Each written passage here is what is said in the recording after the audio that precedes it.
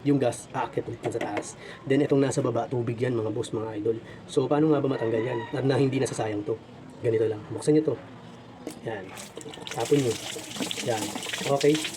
Pag naramdaman yung malamig na, okay na yun. Naalala nyo ba to mga idol, mga boss?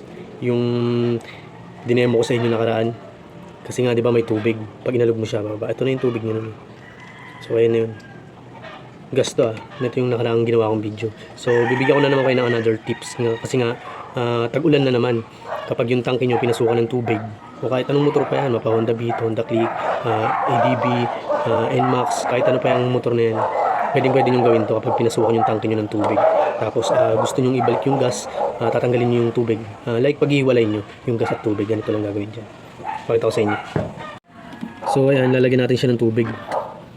Kasi unti lang yung tubig na halo nito eh. Ito yung binili ko sa gilid-gilid. Itong tubig na to nakalagay dito, yung dinemo ko nakaraan sa video ko. Ito na yun. So bali lalagyan ko lang siya ng bago. Ayan.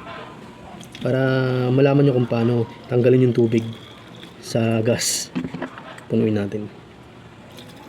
Tignan nyo mga idol, dagdag kaalaman to, dagdag tips para sa mga motor, nagmumotor dyan. Ayan, di ba ito yung tubig, ito yung gas, di ba? Nailalim lagi yung tubig eh. Pakita ko na sa inyo. O ayan mga idol, mga boss.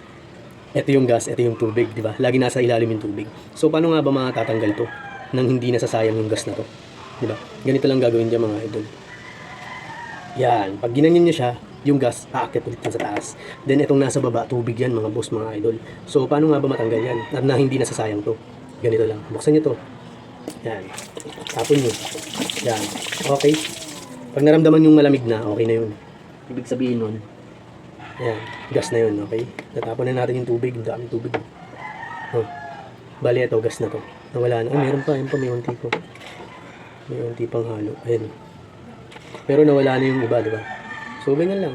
Paghiwalay nyo yung tubig sa gas. So, dagdag alaman na naman to. I-share nyo na. Diba? Ares palagi mga boss.